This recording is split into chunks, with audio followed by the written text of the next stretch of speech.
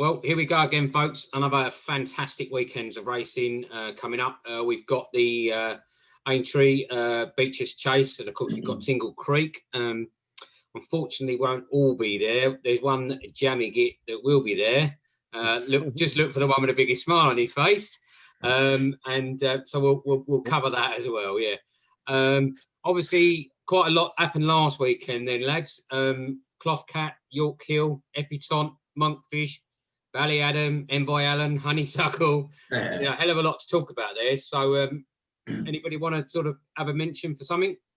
I'll just have a quick mention. I'll say fantastic racing last week. Some of our selections hit top form. I've got to congratulate Sean, first of all, on his selection of Cloth Cat. I thought that was an absolute dominating performance. Made, down in the weights, loved the ground conditions, tackled every fence. That was a fantastic performance. And what can I say for Epitont? Show Royale, one of my selections, who finished second. The second best in that race, really, because I think we all knew that Epitont was going to be victorious in that race. I hold my hands up what I said about Aidan Coleman, nothing too bad. But it definitely puts Epitont now where he's heading towards with the Cheltenham Festival. Dominating performance, and a little shout out to York Hill as well. 10 years. Yeah, absolutely. Yeah, it's fantastic. That one. Great price at 66 to 1 as well. But yeah, no, that was, and like you say, like Lynn, you were saying beforehand about the whole wave of Irish Avengers coming out on Sunday and just walking, but a dominating performance. I mean, Envoy, just fantastic. I mean, like you said, Valley Adam, put a stamp. Honeysuckle, throwing her name into hat to wherever she wanted. Mares. Well, that was the last in the table for me, and I was. I wasn't really worried, but I think even Ruby said that if you've gone for a treble today, it's the one you're not got your house on. You know what I mean? Yeah, I mean, it was always going to be like that, wasn't it? I mean, for all three of them, we've discussed this many times before, week in, week out, that first time out on some of them can be a bit sketchy. Yeah, but this weekend did prove that a lot of them that makes no difference. Like Mark touched on, Epitont. I mean, even Daryl Jacob, listening to Daryl when he was on So Royale, he said he's coming up to the last, he's had a look behind and he's 2 lengths to the good. He said he's gone over the fence, and before he knows it, Epitont's put 4 lengths between him and Sco Royale. He said he's not seen a turn of foot like, and that's coming from an opposing jockey who's had to watch it. Yeah, absolutely. Yeah. So it was just, and Cloth Cat from the get go just attacked every. He looked to be loving it, didn't he, old Cloth Cat? Yeah, it was just fantastic to see again in those silks that are always going to be one of those that you look for. Huh? Anything you want to add, Jamie? Go on, Jake. Well, not really. I mean, York Hill was impressive, even though there was quite a few incidents at the back of that race, and York Hill at the age of 10, and then all of a sudden, Twitter just exploded with York Hill, and it was great to have like ITV Racing having Lee Westwood and like interviewing him straight after the race live and all that, so that was good. There was Floressa. Floresa's got into the champion champion hurdle mix with Epitont, even though that was a bit of a mixed bag, that race. There was so many incidents and bad luck stories and all that. I think there's a few not burst their bubble but need to go and run again and be better. I wanted like Mary's Rock to do well, even though she's got a higher rating than Epitont at 141 apparently. But what the jockey wanted to do or what the horse wanted to do, things were just going wrong. Yeah, it just didn't play out. So it just didn't want to. It just never happened. I think you just have to put a line through that, and then you have to find a really decent race to get our confidence back. I thought Epitont was really impressive. There was a few, and the Irish. Well, the only thing is though, we've got to be batting down the hatches at Cheltenham in March with all these Irish coming over, because they're going to be serious horses to, we've got to beat. And they've definitely got an Arsenal this year. We haven't. Well, the only one we're going to have at the moment, what we're looking at, is you got some with Nichols, you know, with Hitman most probably with one of them, and you got, you know, Henderson with Shirkin, and you got Altior if he comes back to his best, and that's it. So I think the UK trainers have got to pull their socks up big time. Well, another one that I, you know, really stood out to me at the weekend was that Zanny here or Zaniar or something like that. Yeah, with Gordon Elliott. Yeah, that, you know, I mean, that beat the favourite Saint Sam by about 14 lengths. Yeah, it finished really strongly. That also, I was well impressed. I went straight in the tracker that one. I got. I didn't know about it. I mean, there was you could put quite a few horses in the tracker from you know, for March and even for April as well for absolutely. And then we go again. All right, lads. Well, let's crack on then without further ado. We'll leave Tingle Creek till last, but we'll start with the Beachers then. Well, I might as well kick us off then. I quite like Minella Celebration at 14-1. Trained by Katie Price, regular jockey Ben Post is booked. His Aintree form is fantastic. He's had 5 runs at Aintree, won 3, and second in the other one. He's only finished out places in one.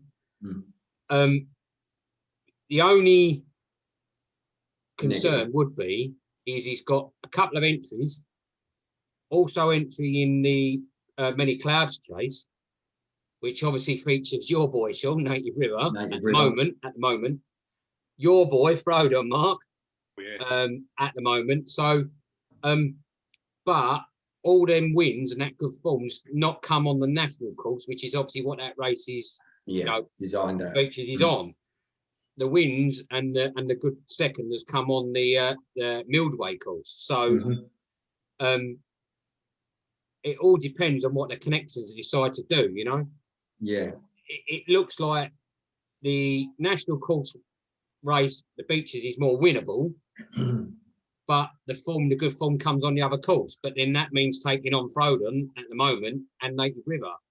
You know, that's just a couple. And Santini, I believe Santini's in that race. And our other friend Santini. So, you know, you know what I mean. There's a lot of, you know, positive points. It does seem a dab hand at running over 3 miles.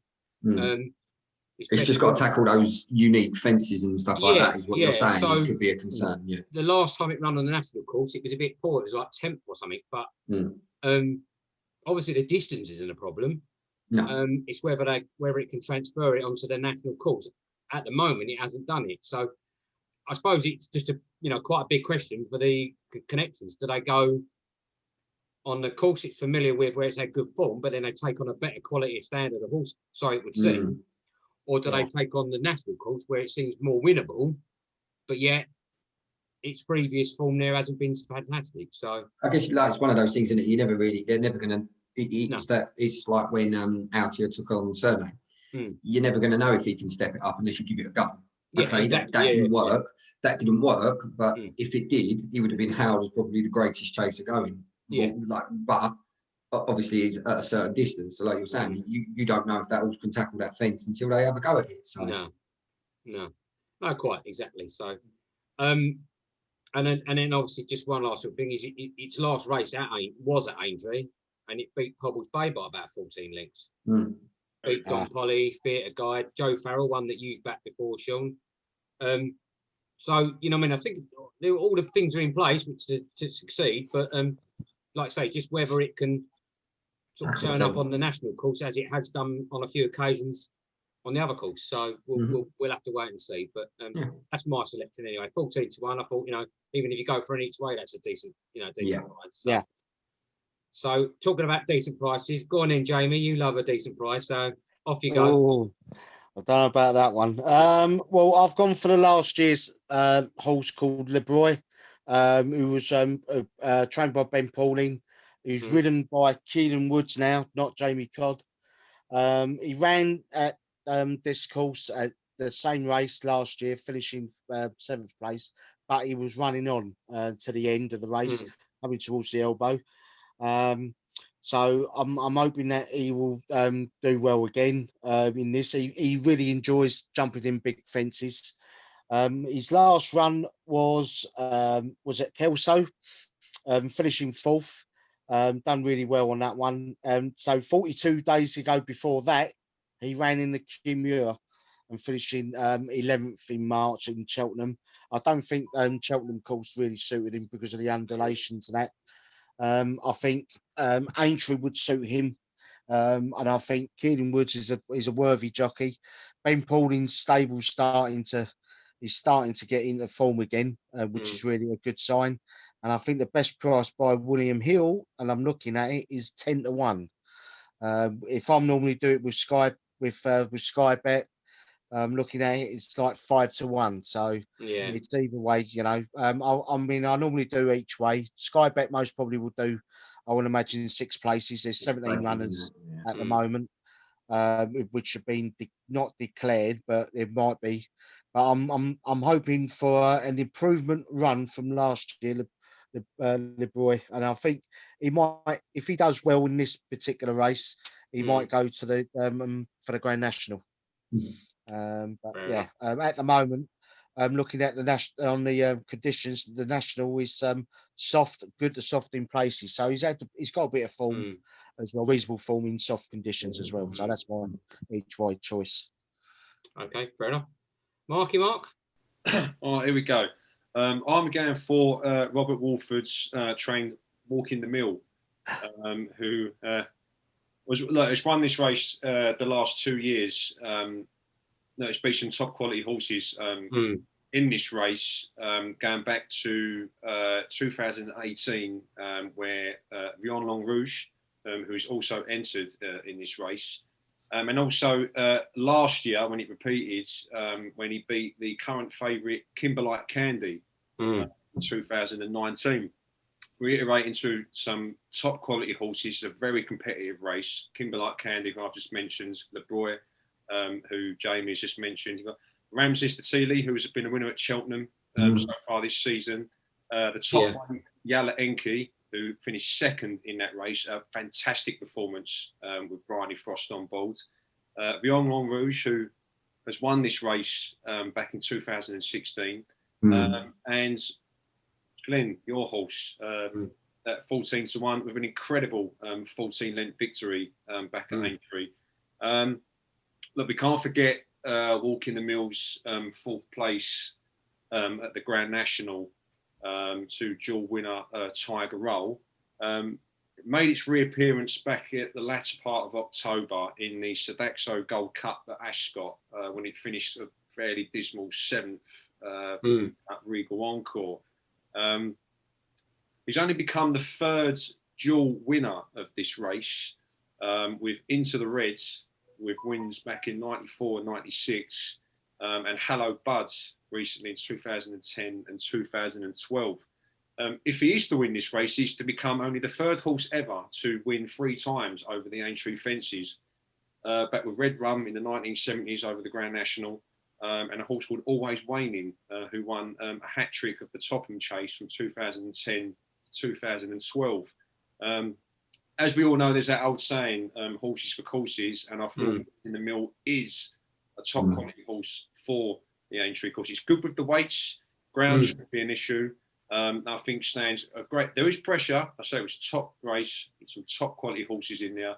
I think stands a great chance to make it a hat-trick of Beacher Handicap Chase victories. Well, it'd be no mean feat, will it? No, I mean, as I say, I don't know who Sean's picked. Last week I didn't pick his selection, and it runs home. So I don't know who he's picking out of this one. It could be anyone's game. Sean's got a good poker face, so we never know who he's picking. But we like to see competitive races, and this one could go either way. Walking the Mill at current price at 6-1. Okay. Mark, do you think you'll be going for the Grand National again?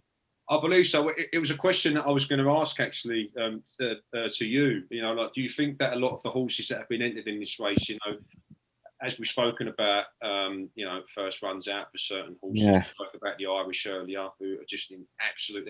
They're on another level compared to the British horses at the moment. But it's a question that I think that it could just be a case of getting him out. He's already run already, but getting him around the Aintree. A lot of them are going to be getting themselves prepared for the Grand National. But I think it could be like that for a lot of horses potentially in this race. We've got Glenn's selection. Like I said, already got the confidence running around Aintree so far this season. Kimberlite Candy, Yellow Enki's already run. But yeah, I think it'll be getting itself prepped for the Grand National. Touch wood, we hope that it all goes well and we can see the Grand National go on next year. But I also think at the same time, I think it will be having that James Best, if he's booked on board, which he has been for its recent rise, I think it will definitely want to try for a third time lucky in this race. So walk in the mill for me, lads. Okay, mate. Go on then, Mr. Barnes, who do you like? Well, unlike last week, mine has been named this time around. Not been picked by anybody, but it has been named. I'm actually very confident on the favourite, which is not like me. Don't normally like favourites in races like this, but I think Kimberlite Candy has got a lot of ability. Richie McClernand with the Hoops of McManus, again, like Jamie has touched upon, unlike LeBroy was second in this race last year to Walk in the Mill. Ran a very good race in defeat. A couple of mistimed jumps on the last few kind of probably hampered what might have been a victory, but then again, the records will always state comes second, so that's irrelevant. Only had one run this year where he won at Warwick, I believe. Beat horses like the Conditional, LeBroy was in there. So, decent horses who last weekend with the likes of Conditional going off favourite or hotly fancied in very good races themselves. All right, it didn't work out for Conditional, but there's still a lot of forms going on there. Yeah. Kimberlite Candy, again, the ground, like most of these, is going to work in their favour. Soft in places, was it? Is what it's more likely going to be. So, and this is a horse that's won on soft prior. Distance isn't going to be an issue. Again, as long as the jumping is a bit sharper from a horse that is more than capable of. I do think it would probably warrant going off favourite with regards to there are a lot of the older generation in this race, like Mark touched upon. You've got Via Leon Rouge, we're going back 3-4 years, who's won it, Walking the Mill, I believe he's 10. So again, it's a grueling race for some older legs. That York Hill proved last week that's irrelevant, and Altior will probably prove that 10. And Altior will probably prove that 10-year-olds can still walk all over the best of the youngsters. So I'm not saying that those type of horses are written out of this, but when you're talking stamina testing races with a good jumper and Richie McClernand, who's a fine jockey on board for Tom Lacey, then I think Kimberlite Candy will be very difficult to beat. I think it will take a good horse. I see. Was it Kimberlite Candy has run on cheap pieces twice, so that could be a benefit for running over Aintree as well, concentrating a lot. Yeah, exactly. That's what I mean. It's sharpening up that jumping. So as long as that takes effect, and that's something that is obviously proven that it benefits the horse, then staying the 3.5 is a tough ask anyway. So as long as that horse is switched on, I think 5-1, yes, it's always, and it's like backing a favourite for the Grand National. It's a risk because you have so many horses and so much jeopardy that could go on at each fence. It's difficult to tell what's going to happen. But I do think that Kimberlite Candy, 8-year-old, very good form. It warrants favouritism, and I do feel that it's going to be very hard to beat. Yeah, so it is a 4-way battle again. Yeah, 4-way battle again. Hey, going to war. Ding ding. Ding ding ding, bring it on. Okay, all right. Well, let's get a mention in them for Sandown because time's ticking by as always. Because you know what we like, lads. We can talk forever and a day, can't we? So, go on then, Mark. You're the biggest champion of the man out here. So go on. Well, I've got the colours, so I think I'm fully aware that I'm a massive, huge Altior fan making his reappearance at this Tingle Creek. Sean, you're one of the luckiest people that I know at the moment being able to get that opportunity to be back at race courses, and just in general, it's fantastic to see spectators back already. Altior, what can I say about him? You know, so as we've reiterated, you know, there's always been question marks about when horses hit a certain age, especially over the national hunt season, as to whether they've still got that fear factor amongst them, and it's been proven. And Altior, as going back to a Tiger Roll situation, when obviously me and Sean had a little bit of a debate and a few questions amongst ourselves about would Tiger Roll have anything to prove? No, he doesn't. Does Altior have anything to prove? Hell no, has nothing to prove. Would Altior have something to prove as going out and proving criticism over him being a 10-year-old? I think he would absolutely smash that in the park. I cannot see anything past Altior. Again, it's a stiff test. He got Politologue, who's there, I think 4-1, I believe. And Rouge Vif, the last time I checked, was around the 13-2 mark. Yeah, that's correct, mate. Just looked at it. There are some other good horses in there.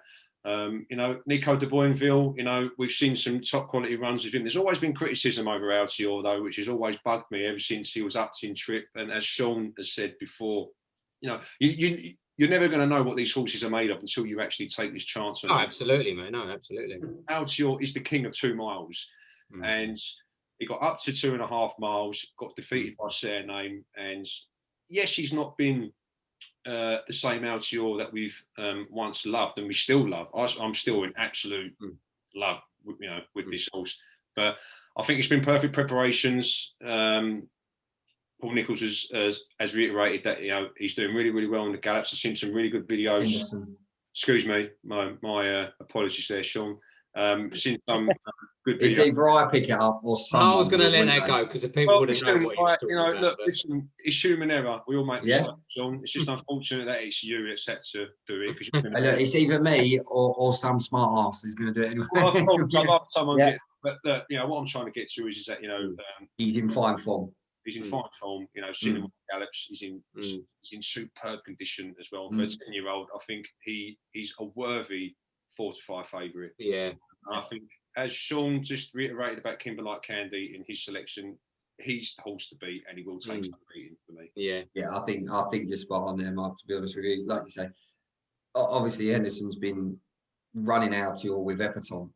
And if that don't speak volumes, I don't know what does. You know, if you're comparing this young, vibrant horse who's got all the pace and power in the world, and Altior can still canter along, had to work, but can still run along with these types of horses, then like Mark said, you cannot. Oh, I know that this is like the 3rd year that we go into a Tingle Creek, and it's from a betting point of view, unless you're going to take it on, it's a null and void. You see, do you know what I mean? But when you have a horse like Altior, like Mark, he's firmly right, then he warrants it. You can't argue with the talent there. He's a 2-year-old. He makes Sandown his own.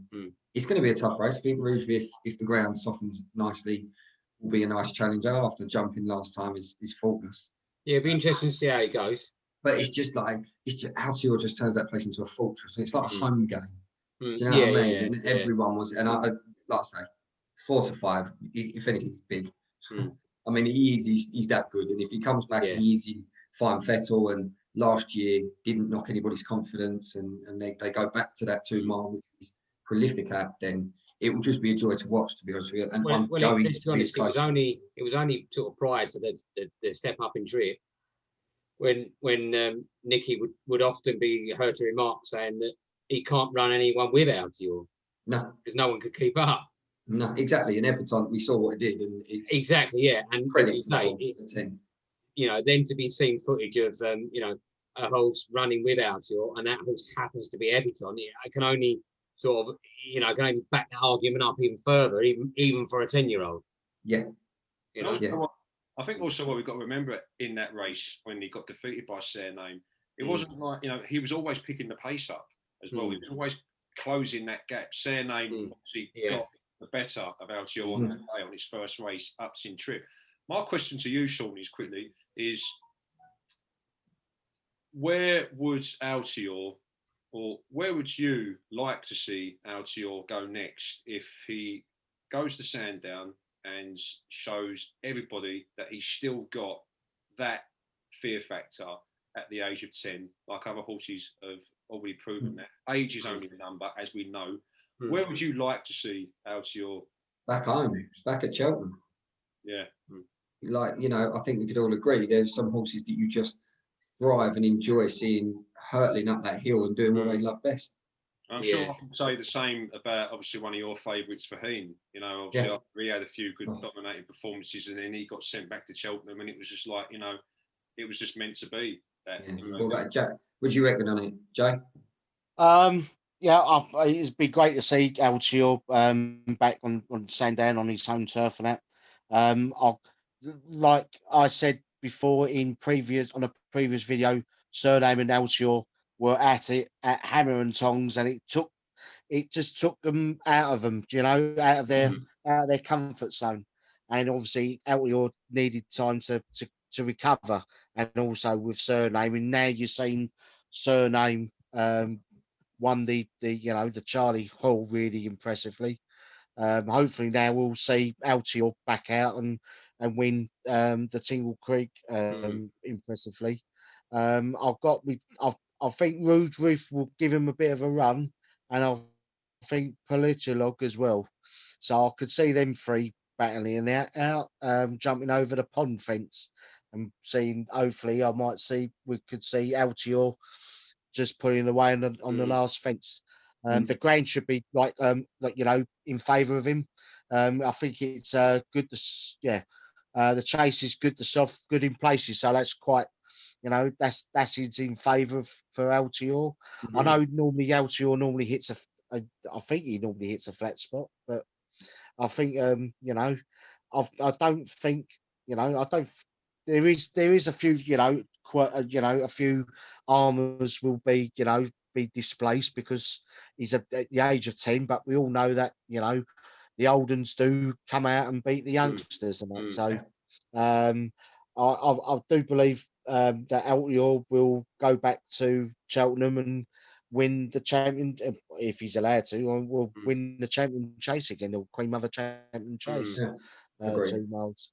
But the only thing is, Altior we have to fight with Shirkin, and the next sprinter sector Mark II. You know what I mean?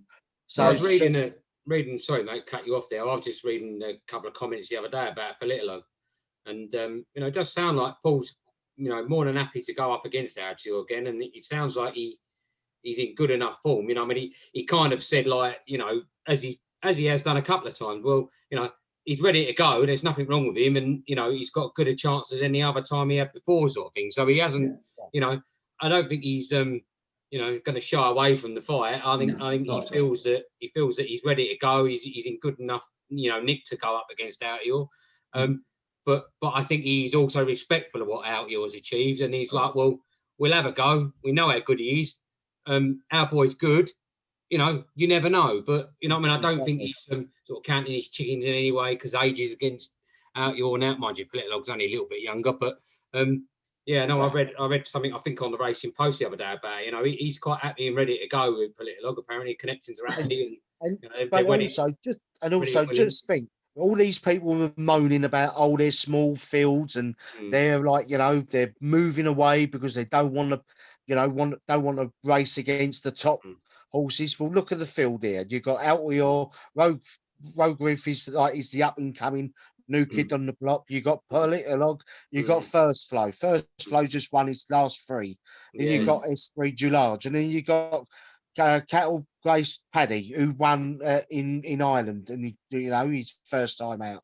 Okay, Broom Up the Storm most probably is the weak link, but he's still got a big field. All right, 8 runners. That's still classed as a big field for the Tingle Creek. Yeah, 100%. Because that will still make for a decent race. When you see, I mean, when you see the Tingle Creek like in past years, like with Sprinter Sacra, Koto Star, and all that, you normally see 4 or 5, or what's the you normally see like 4 or 5 runners. Here you got 8 runners, so people cannot moan. They can't. You know what it is, Jamie? Do you know what it is, mate? We're spoilt now. Yeah, we're spoilt with so many great horses out there. Once upon a time, you know what I mean. You like say going back, you reeled off a few names just then, but going back, it was 1 or 2 stars along the way. Now it's like 4, 5, 6, 7, 8 stars. there's so many amazing horses out there, and they can't all race against each other all the bloody time, you know. No, And I think it's just people are just, you know, spoiled by choice nowadays, and exactly. when you don't get a race of, you know, like say 8 superstars in it, people are disappointed, and then they want to talk it down a bit, you know. I mean, look at Ireland. Look at Ireland. Like last week, you had about 3 or 4 fighting, like, you know, racing against each other, and it's normally the same in the same stable, or you got 2 from Woody Mullins, 1 from, you know, Gordon Elliott, and they're like decent horses, and like, and then they're trying to race, and obviously they've got to win. They're trying to move their chess pieces where they want to put them in different grades and different races. It's great, but then also when you think about it, the flip side of it, boys, is come the festival, which people don't like ducking out of, it's going to be a bonanza, isn't it? Yeah, it's going to be amazing. It could be one of the biggest or one of the best spectacles we've seen for a while. I think, with some of the names that are out there at the moment. Yeah, if they will carry on doing what they're doing and they all turn up, you'll be spoiled, wouldn't you? And obviously, quite rightly, as you say, Jamie, you don't know, you know, they might target different areas and that, but some of the names we've mentioned in this video tonight, you know, I mean, if they all, you know, sort of go in the direction we might expect them to, you know, it's going to be one hell of a shindig. Oh yeah, definitely, absolutely. And I'll definitely be looking forward to it. I know 2020 has been an unusual year, but next year is going to be a great year because of proper racing in, you know, in March, and you're going to have like proper horses, proper big names will be fighting it out. I've got goosebumps just talking about it. You got goosebumps and we're not going, Sean. Yeah, I know. Absolutely. Yeah. Right. Well, okay, boys. We could, as we always say, we could talk for ever and a day, couldn't we? So Sean's got to go and roll back the years at football training, by the sounds of it. Well, give it a go. give it his best. We'll let him know if there's a black screen in the corner there. You know, Sean didn't make it, folks. Yeah, there might be a ticket for Sandown on eBay in about 6 hours. Yeah. and an outpatient Darren, the nearest hospital. Right, cool. All right then, boys. We'll wrap up there then. Once again, we say it every video, though, don't we, lads? Like tons of great racing this weekend. We could have picked loads of different cards out. I spotted a handful just looking tonight, you know. Just that one's running. That one's running. That one's running. You know what I mean? So, if you've got any shouts that you really like, give us a mention. Mention below. Give us a shout. And so let's hope we say, obviously, Mark. Let's hope we see Altior back at his flying best, and let's hope we have a good Beachers as well. The colours high. Cool. See you again next time, boys. See you soon. See you later. Bye.